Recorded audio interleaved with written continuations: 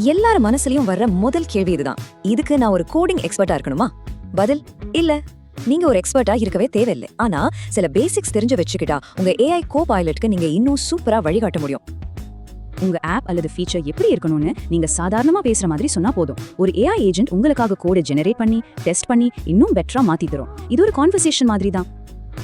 இது ஒரு தொடர்ச்சியான கான்வர்சேஷன். ஏஐ கோட உருவாக்கும், நீங்க அதை ரன் பண்ணுவீங்க, எரர் வந்தா அதை படிச்சு இதை சரி பண்ண ஏன் இந்த தப்பு வந்துச்சுன்னு சொல்லுன்னு திரும்ப ஏஐ கிட்டயே கேப்பீங்க. இதுதான் கத்துக்கிறதுக்கான ஃபாஸ்டான வழி. ஏஐ ஒரு பவர்ஃபுல்லான டூல் தான், ஆனா ஃபைனல் ரெஸ்பான்சிபிலிட்டி உங்களுக்கு தான். அது உருவாக்குற கோடோட சேஃப்டி, பெர்ஃபார்மன்ஸ், ஏன் அதனால வர செலவு வரைக்கும் நீங்க தான் பாத்துக்கணும். Hello everyone, welcome to Connect and Build. Sit back, relax, and enjoy the video. Let's get started.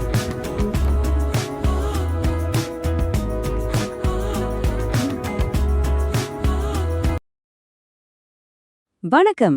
ஒரு ஆப் உருவாக்கணும்னு நினைச்சா நீங்க கோட் எழுதாம உங்க ஐடியாவை சொன்னா மட்டும் போதும்னு சொன்னா எப்படி இருக்கும்? ஆமா, சாஃப்ட்வேர் உருவாக்குறதுல இருக்கிற ஒரு சம புது உலகத்தை பத்தி தான் நாம இன்னைக்கு பார்க்க போறோம். வாங்க உள்ள போலாம். கொஞ்சம் யோசிச்சு பாருங்களேன். மணிக்கணக்கா உட்கார்ந்து ஆயிரக்கணக்கான லைன் கோட் அடிக்கிறதுக்கு பதிலா உங்க ஐடியாவை மட்டும் சொன்னா ஒரு ஆப் ரெடி ஆயிடும்னா எப்படி இருக்கும்? அதுதான் இன்னைக்கு நாம பேச போற டாபிக். ஆமாங்க, நீங்க நினைச்ச அந்த உலகத்துக்கு ஒரு பேர் இருக்கு. அதுதான் வைப் கோடிங். இது வெறும் ஒரு டூல் மட்டும் இல்ல, சாஃப்ட்வேரை நாம பாக்குற பார்வையை மாத்த போற ஒரு புது பிலாசபி. அப்போ இந்த வைப் கோடிங்னா அப்படின்னா என்ன? சாஃப்ட்வேர் டெவலப்மெண்ட்ல இது எப்படி ஒரு புது தீப்பொறிய பத்த வைக்குதுன்னு கொஞ்சம் டீட்டெயிலா பார்க்கலாம். இங்க இருக்கிற இந்த ஒப்பீடு ரொம்ப முக்கியம். பாருங்க, ட்ரெடிஷ்னல் கோடிங்ல நாம தான் ஒவ்வொரு செங்கலா எடுத்து வச்சு ஒரு வீட்டை கட்டுற மாதிரி. ஆனா வெப் கோடிங்ல நாம ஒரு ஆர்கிடெக்ட் மாதிரி. பிளானை மட்டும் கொடுத்துட்டு ஒரு ஏஐ டீம் அந்த வேலையை செய்தான்னு சூப்பர்வைஸ் பண்றோம்.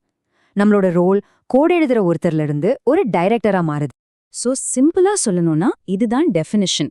உங்க ஆப் அல்லது ஃபீச்சர் எப்படி இருக்கணும்னு நீங்க சாதாரணமா பேசுற மாதிரி சொன்னா போதும். ஒரு ஏஐ ஏஜென்ட் உங்களுக்காக கோடை ஜெனரேட் பண்ணி டெஸ்ட் பண்ணி இன்னும் பெட்டரா மாத்தி தரும்.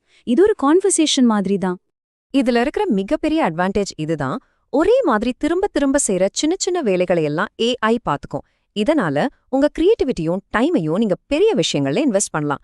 அதாவது உங்க ஆப் எப்படி இருக்கணும், யூசருக்கு என்ன ஒரு எக்ஸ்பீரியன்ஸ் கொடுக்கணும்ங்கிறதுல நீங்க ஃபுல்லா கான்சென்ட்ரேட் பண்ண முடியும்.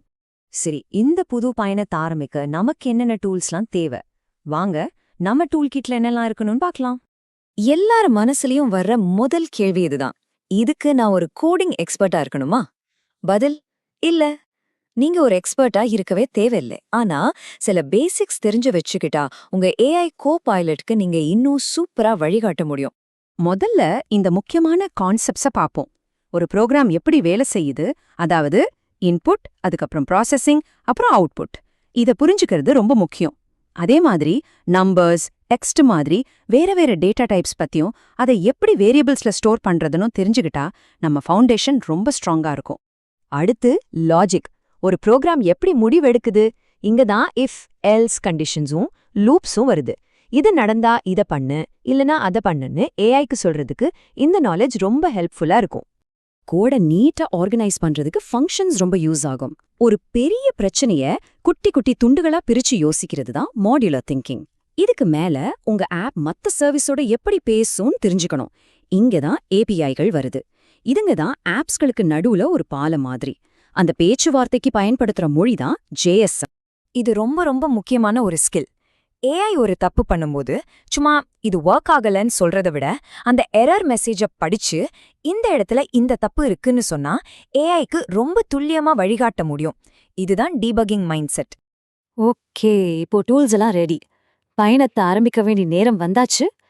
எந்த பிளாட்ஃபார்ம்ல இருந்து நம்ம முதல் அடி எடுத்து வைக்கலாம்? இந்த கம்பேரிசன் ரொம்பவே கிளியரா இருக்கு பாருங்க.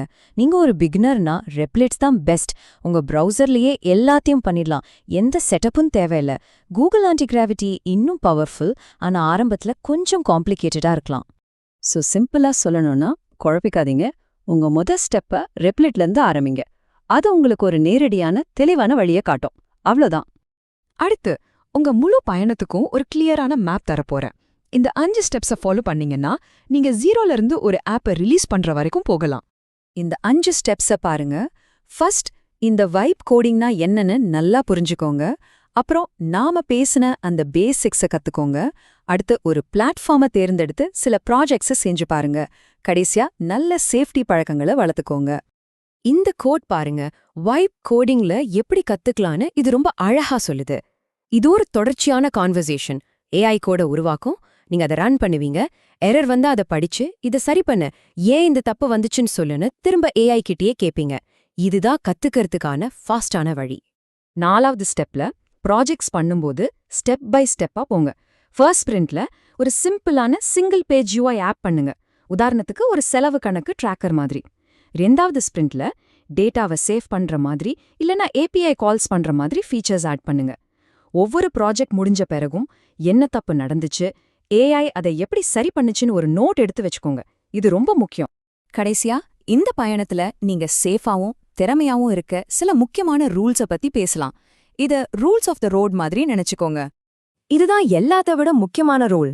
ஏஐ ஒரு பவர்ஃபுல்லான டூல் தான், ஆனா ஃபைனல் ரெஸ்பான்சிபிலிட்டி உங்களுக்கு தான். அது உருவாக்குற கோடோட சேஃப்டி, பெர்ஃபார்மன்ஸ், ஏன் அதனால வர செலவு வரைக்கும் நீங்க தான் பாத்துக்கணும். இந்த ஷிப்போட கேப்டன் நீங்க தான். இந்த ஹேபிட்ஸ்லாம் உங்களை ஒரு சூப்பரான வைப் கோடரா மாத்தும். ஏஐ கிட்ட ஒரு விஷயத்த கேட்கறதுக்கு முன்னாடி உங்களுக்கு என்ன வேணும்னு ஒரு லிஸ்ட் போடுங்க. உங்க ப்ராம்ப்ட்ஸ் எவ்ளோ ஸ்பெசிஃபிக்கா இருக்கோ அவ்ளோ நல்ல ரிசல்ட் கிடைக்கும். அப்புறம் மொத்த ஆப்பையும் திரும்ப எழுதாம சின்ன சின்னதா மாத்தி ஏஐ கூட வேலை செய்யுங்க. கடைசியா ஏபிஐ கீஸ் மாதிரி முக்கியமான தகவல்களை எப்பவும் யாருக்கும் காட்டாதீங்க. இந்த உரையாடலோட இறுதியில உங்ககிட்ட ஒரு கேள்வியோட நான் விடைபெறுகிறேன். ஏஐ உங்களுக்கு எப்படி செய்யணும்னு சொல்லி கொடுக்குது. ஆனா என்ன செய்யணுங்கிற கேள்விக்கு பதில் அது உங்ககிட்ட தான் இருக்கு. உங்க கிரியேட்டிவிட்டியில தான் இருக்கு. சோ நீங்க என்ன உருவாக்க போறீங்க? Like, share, and subscribe to Connect and Build. I have already done. Did you guys subscribe?